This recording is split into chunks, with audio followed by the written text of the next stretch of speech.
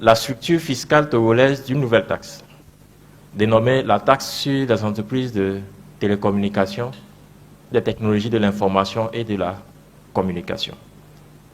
C'est cet impôt donc, qui a conduit au réaménagement des dispositions du Code général des impôts du livre des procédures fiscales avec l'entrée donc de l'article 171 nouveau, et dont les dispositions vont jusqu'à l'article 171 quinquies, avec des dispositions relatives aux modalités de paiement et de déclaration prévues à l'article 59 nouveau du livre des procédures fiscales.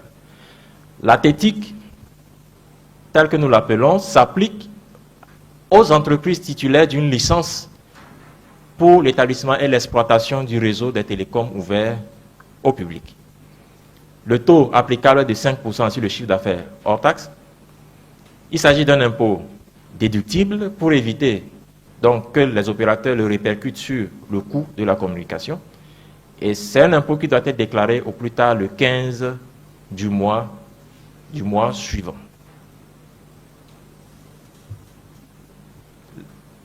En dehors de la TETIC, nous avons l'article 99 du livre des procédures fiscales qui a été modifié et qui concerne les retenues à la source sur les prestations rendues par les professions non commerciales. Jusqu'en 2024, il existait 2 taux de retenue, 5% pour les professionnels qui ont un NIF et 10% pour ceux qui n'en ont pas. La réforme vise essentiellement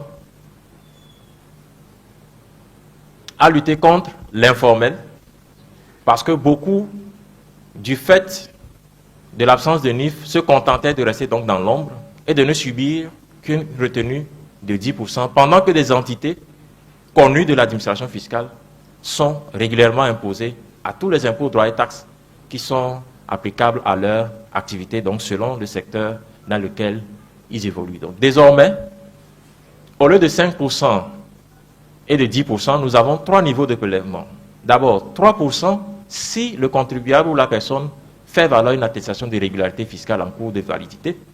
Donc, c'est une réduction donc, de la charge de la retenue qui permet aussi de régler les problèmes d'appurement de crédit d'impôt à faire valoir auprès des services gestionnaires.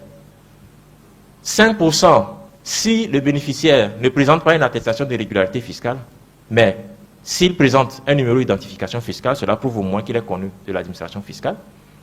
Et lorsqu'il n'est pas du tout connu de l'administration fiscale, donc ne présentant pas de NIF, ni une attestation de régularité fiscale, la retenue qui lui est appliquée est de 20%.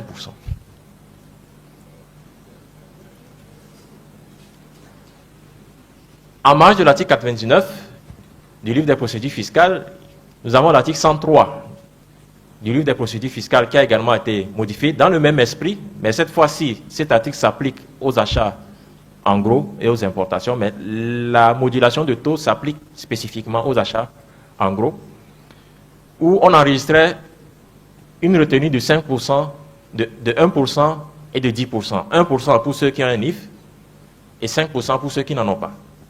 Désormais, celui qui achète en gros subit 1% s'il présente la carte d'immatriculation fiscale, en cours de validité bien sûr. S'il ne la présente pas et qu'il justifie d'un NIF, il subit une retenue de 5%. Et s'il n'a pas du tout de NIF, donc inconnu de l'administration fiscale, là on lui applique un taux de 20%.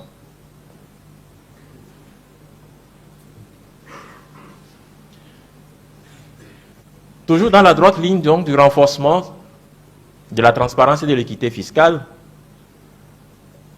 un certain nombre d'articles ont été modifiés et ils sont relatifs au régime des sanctions.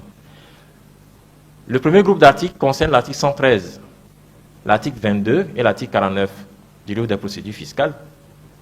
Mais essentiellement l'article 113 où les taux des amendes pour défaut de déclaration de résultats ont été modifiés. Par le passé, les sanctions étaient appliquées en fonction du régime d'imposition, donc régime synthétique et réel normal d'imposition et TPU synthétique et TPU déclarative. Mais désormais, le niveau de sanction est fonction du segment auquel appartient le contribuable pour rendre la peine proportionnelle.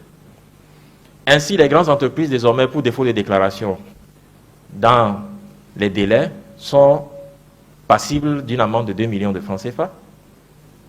Les moyennes entreprises sont passibles d'une amende de 1 million de francs CFA. Les entités dont le chiffre d'affaires est de 60 millions au moins, ou relevant donc de la TPE déclarative, voient leur amende passer à 300 000 francs CFA. Et les entités qui sont à la TPU, elles demeurent à une sanction de 25 000 francs CFA. L'idée n'est pas tant forcément de sanctionner, mais de rappeler à l'ordre l'ensemble des acteurs à leurs obligations déclaratives qui ont été organisées par le livre des procédures fiscales. Et il en est de même en ce qui concerne le défaut de dépôt des états financiers définitifs à la suite du dépôt des états financiers provisoires. Cette modalité étant organisée par les articles 22 et 49 du livre des procédures fiscales, il est demandé qu'à l'issue d'un délai de 3 mois, suivant le dépôt des états financiers provisoires, que les états financiers définitifs soient déposés pour permettre à l'administration fiscale d'apprécier de façon claire et sincère les informations financières déclarées par le contribuable. Donc, là également, à l'issue de ce délai de 3 mois, s'il n'est pas régularisé, puisque c'est ce qu'on constate ou ce qui est constaté généralement, les mêmes sanctions prévues par l'article 113 s'appliquent aux entités.